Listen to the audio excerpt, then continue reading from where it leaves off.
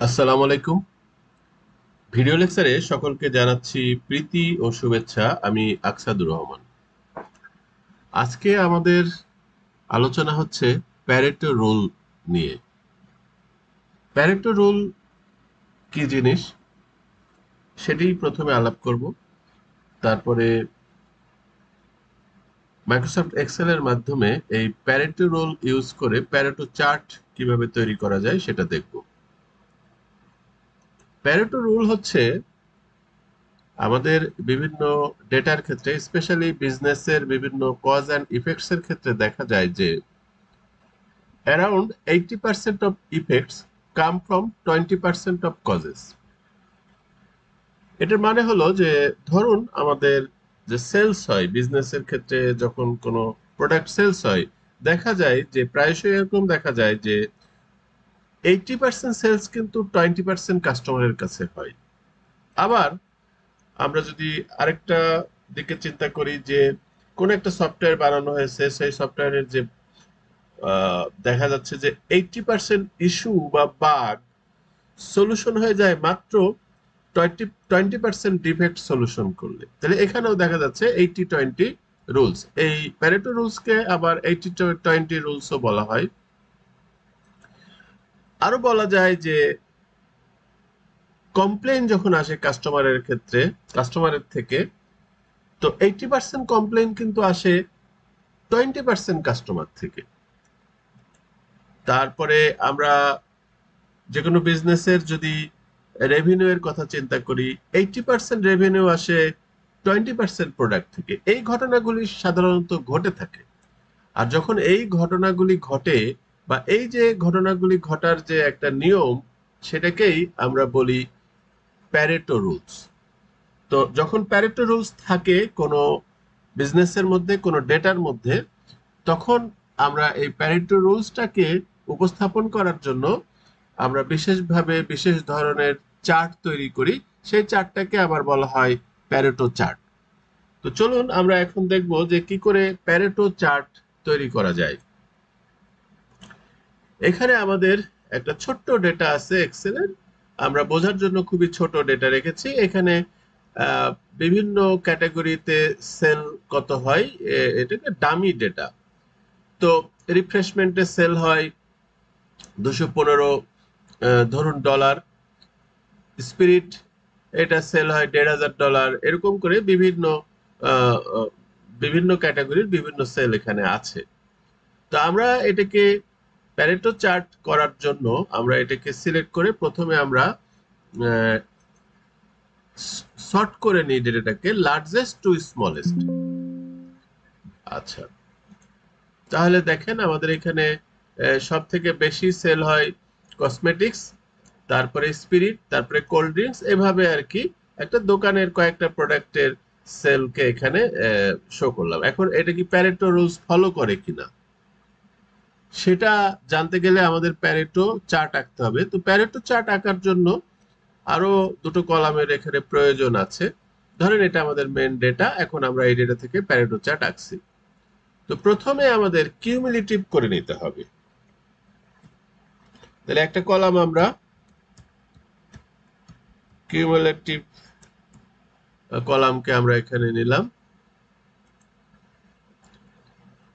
আচ্ছা, তো এটা কিভাবে করতে হবে? এটা ইকুয়াল টু, আমরা যদি এই সেলটাকে নিই, প্রথমে 2000ই আসবে, কিন্তু পরের বারে আমাদের নিতে হবে এই যে আগের যে সেলের ডেটাটা আছে সেই সেলের সাথে আমাদের যোগ করতে হবে এই পরের সেলের ডেটাটা। তাহলে এখানে 3500 হলো। এভাবে যদি আমরা এটাকে যোগ করি তাহলে সর্বশেষ আমাদের কিউমুলেটিভ ভ্যালু আসছে 5115। এটাকে যদি আমরা সামও করি, অটো সাম যদি এখানে করি, তাহলে ওই 5115ই কিন্তু আসছে। এবার আমাদের এটাকে কত পার্সেন্ট, অর্থাৎ এই 5115-র মধ্যে প্রথমটা কত পার্সেন্ট, প্রথম যে কসমেটিক্স এর যে কিউমুলেটিভ সেল সেটা কত পার্সেন্ট। তাহলে ইকুয়াল টু আমরা করতে পারি কি যে কিউমুলেটিভ C2 ডিভাইডেড বাই এই সেলটা, এই টোটাল যোগফলটা, তাহলে আমাদের এত আসলো 0.39 সামথিং। আমরা বাকিগুলো হচ্ছে না, কারণ হচ্ছে আমাদের এখানে এই এই যে B12 যেটা আছে এটাকে আমাদের ফিক্সড করে ফেলতে হবে, অর্থাৎ সেল রেফারেন্সের মাধ্যমে এটাকে ফিক্সড করে ফেলতে হবে। তাহলে চলেন আমরা এটাকে ফিক্সড করে ফেলি। এখন এটা ফিক্সড হয়ে গেল, অর্থাৎ প্রতিবারই তো আমাকে এটা দিয়েই ভাগ দিতে হবে। আমি ফিক্স না করলে কি হচ্ছিল, পরের সেলে গিয়ে পরের নাল দিয়ে ভাগ হয়ে যাচ্ছিল। এখন আশা করি আর সমস্যা হবে না। এখন যদি আমরা করি, সবগুলির ভাগফল এখানে দেখাচ্ছে। এখন এটাকে যদি আমরা এই কলামটাকে পার্সেন্টে রূপান্তরিত করি, এই যে পার্সেন্ট এখানে আছে, তাহলে দেখেন আমাদের সেলের পার্সেন্টেও এখানে পেয়ে গেলাম। তো এবার আমরা প্যারেটো চার্টটাকে আমরা পার্সেন্ট কলাম নাম দিই। এবার আমরা প্যারেটো চার্টটা আঁকতে পারি এক্সেলে। প্যারেটো চার্ট আঁকতে আমাদের মূলত এই আহ, এই দুটো কলাম লাগবে, সেলস এবং আমাদের এই পার্সেন্টটা লাগবে। এই তিনটা কলাম দিয়েই আমাদের প্যারেটো চার্ট আঁকা যাবে। তো এই তিনটা কলাম সিলেক্ট করার পরে আমরা ইনসার্টে গিয়ে যদি আমরা চার্ট এখানে সিলেক্ট করি, যে ধরেন বিভিন্ন ধরনের চার্ট আছে, রিকমেন্ডেড চার্টে যদি ক্লিক করি, তাহলে সে কিন্তু এই যে প্যারেটো চার্ট কিন্তু আমাকে রিকমেন্ড করছে প্রথমেই। এই এই ধরনের চার্টকে প্যারেটো চার্ট বলা হয়। চলেন আমরা এটাই আমরা ওকে করি। এই চার্টটা দেখেন, বাম পাশে হলো যে সেলসের অ্যামাউন্ট গুলি দেখাচ্ছে এবং ডান পাশে কিন্তু পার্সেন্টেজের পার্সেন্টেজের যে অ্যাক্সিস সেটা দেখাচ্ছে। তো আমরা যদি এখানে ডেটা লেভেল অন করে দিই,